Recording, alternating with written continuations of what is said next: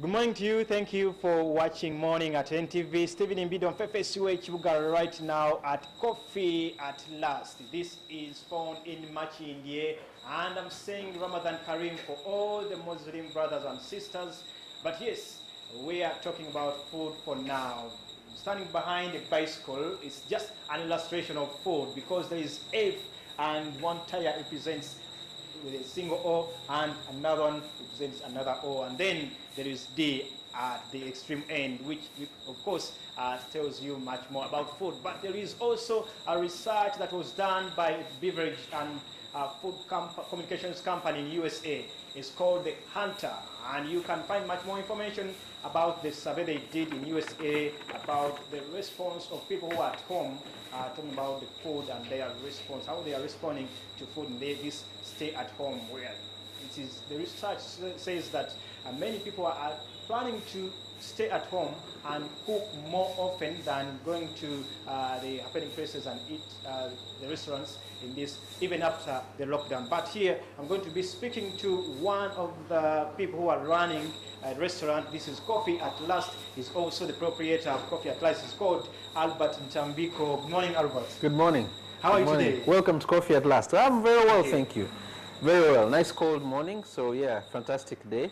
We hope ahead of us. Yes. Just so we are now in a sit-home period. This is the lockdown that, of course, we know this is one of the preventive measures for against COVID-19. I want to understand from you. Yes. How is this lockdown period treating you, the one who is in the hospitality industry? Well, as a business, I believe everybody has been affected. We usually have plans, but I doubt that anybody foresaw this. It is definitely a new phenomenon. We have reduced ourselves to about 20-30%. That's too bad.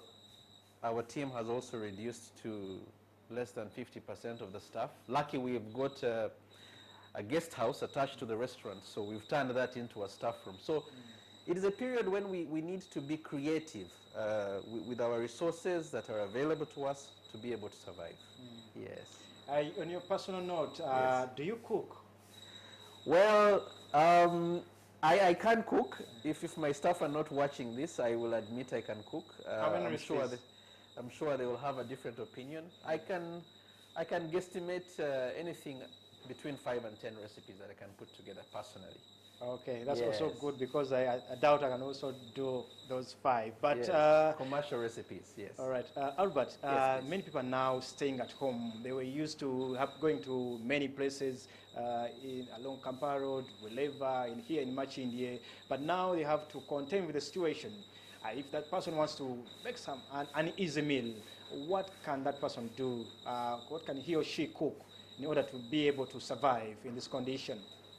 Yeah, it's a time when we are sitting at home and have the opportunity to learn a new skill.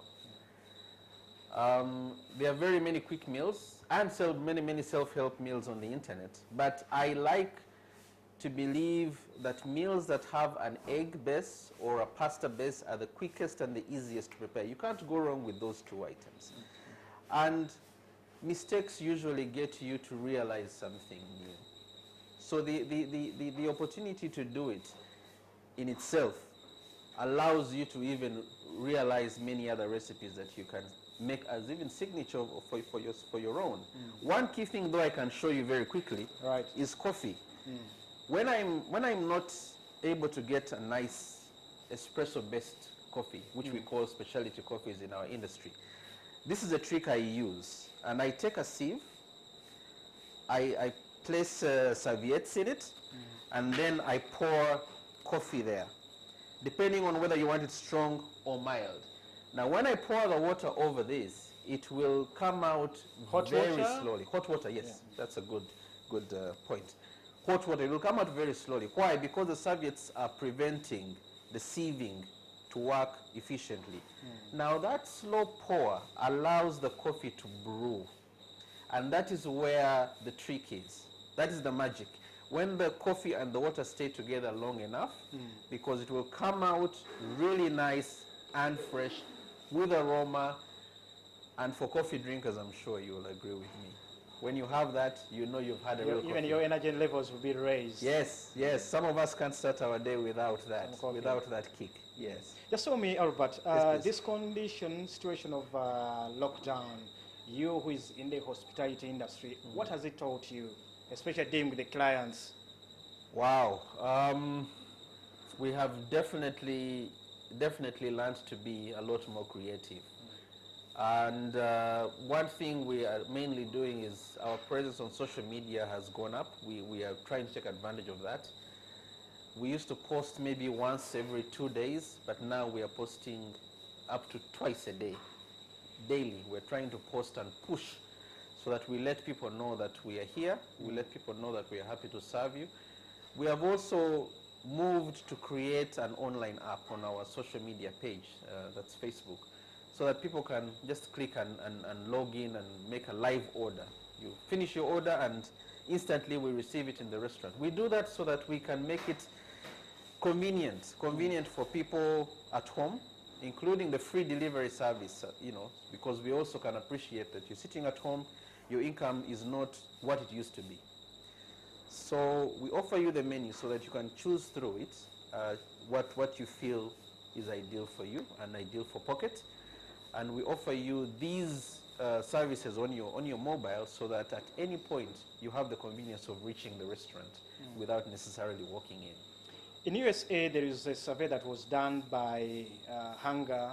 That company is a food and beverages company. Yeah. It says that many people are getting used to cooking at home, and some are even saying that even after the lockdown, many will continue going the new normal Yes. of cooking at home. Don't you think that also in Uganda, this may even affect your industry? Because many people think, oh, maybe I'm saving, I'm eating what I want in whatever quantity. Yes. Don't you also think that? Don't you think it will also affect your industry? That way? I like the phrase you use, the new normal. I think it may affect our industry, yes, but how, I'm not certain yet. All of us are planning short term now, and our guess is that it can be two ways. One, the Americans call it cabin fever. If people have been at home this long, the moment we are open and the lockdown is done, people will be anxious to go out. So that may happen, and we may have a boom. Oh. The other thing that may happen is that Maybe like a dog or chicken that have been rearing inside, and now that you have let them out. Yes, and they'll run wild. They'll want to test this. They'll want to go here. They'll want to experience the other. That is a possibility. Yes, the other way, as you suggested, is also possible. People may decide, oh, I've learned this skill. I have no reason to go to the restaurant. Let me make this at home. But the one thing you can't take away from restaurants and hotels is the hospitality industry in general, is the experience. Because you live at home. When you go out to the restaurant or to the hotel, you're going to a new environment. And these are professionals who know how to do this quicker, know how to do it consistently. That convenience you can't take away. So I foresee that it's not going to go against us. Yes. Okay. in our industry. Also, let me take you back to the meals. Yes. Now, for someone who is just waking up and thinking, oh, what should I prepare for myself during this lockdown? Yes. Maybe you can take that person through some quick breakfast meals away from the coffees. Yes. What can that person prepare at least when he or she is still under this lockdown? Okay, let's take an omelette, for instance. You can have, take 2 eggs, beat them up in a cup, and add anything you would like in there. That is the ideal Spanish omelette before you fry it. That's a Spanish omelette. Now with the omelette, you could have a cheese omelette, you could have a beef omelette, you could have a chicken omelette, and that's where you can make it a little more interesting. So how do you do that? As you beat your egg, and you're going to fry it on your frying pan, this is where you can then add the other to complement the omelette. So you have your little dices of chicken, you add them on top of the egg, fold it, and you have a chicken omelette, you have a beef omelette, or whatever you choose to have. Wow. Thank Yes. you. If you are home and watching us now and you're planning on preparing that omelette, please just invite me because I'll feel glad sharing that breakfast with you as we conclude this conversation. Yeah. Albert, just let me know, moving forward, if we are still, if we are planning to go ahead of this lockdown, thinking ahead, what should the industry, that is the hospitality industry, what should be you, the players, what should be the thinking now? And how do you see the future? How do we move forward? How do we position ourselves as Uganda, as you, the sector players, to make sure that, yes, we come up out of this situation with a bang? Well, there's a lot of uncertainty, I tell you. There's so much uncertainty, so much. But one thing that has stood out for me is online. The online factor, for those that are able to embrace that, online presence, websites that are interactive, your social media interactive abilities, the frequency of posting and engaging customers, I believe that is the ticket. That is the ticket. That is where people will be able to flourish through that, because they will have access to your premise, they will have access to your business, and for us as well, it is where we are putting the most effort. Apps, building apps and the like, that is the future for our hospitality industry, to get us up and running again. Of course, there's other things in the background that need to complement that. We all hope for stimulus packages, we all hope for support here and there. And as small businesses, maybe if we were able to even combine, because you know when you have many small people, many small operations, and you combine them into a bigger one, you have a bigger say, you have bigger impact, and you can share ideas as a consortium and be able to go forward. Maybe those are some of the ideas that can be taken advantage of. There's so many ideas being floated around right now, and at the moment we're in the process of trying to understand and play around with this and that before we decide on our way forward. Right now, we are planning for the short term. We plan for as far as 1 to 2 years maximum. We can't plan 10 years anymore, and I believe that is the same for many other big corporations around the world. Okay, and maybe very lastly is not only you at Coffee at Last, but also many restaurants around town, Yes. those which are engaged in deliveries. Yes. Just want to know, in this fight against COVID-19, doesn't it put you at much more risk moving to place A, B, Z, trying to meet different people, serving them?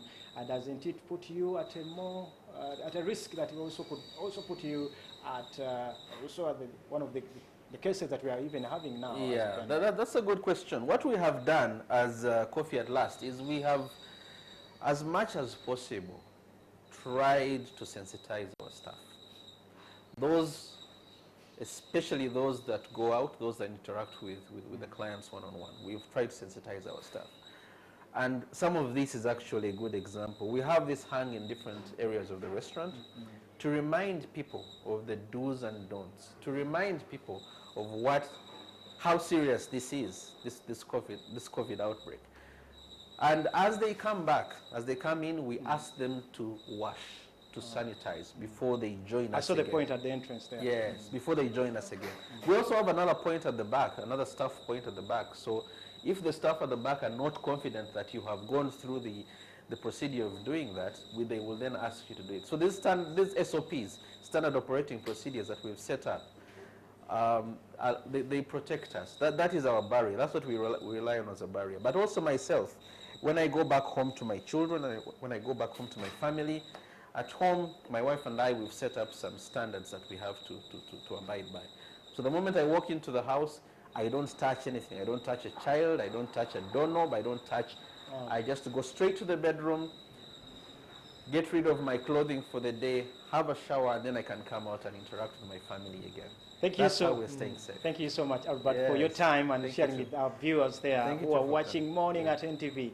Thank you for following this conversation here on Morning at NTV. Stephen Mbide on Fefesu Echuga have been here in Machinde, and I hope you've enjoyed this conversation. Well, thank you so much, Stephen Mbide, and of course, the chef and Tabiko. Well, you and I can now do a couple of recipes while we're at home. That will take us for a break, and we'll be back with the Kickstarter.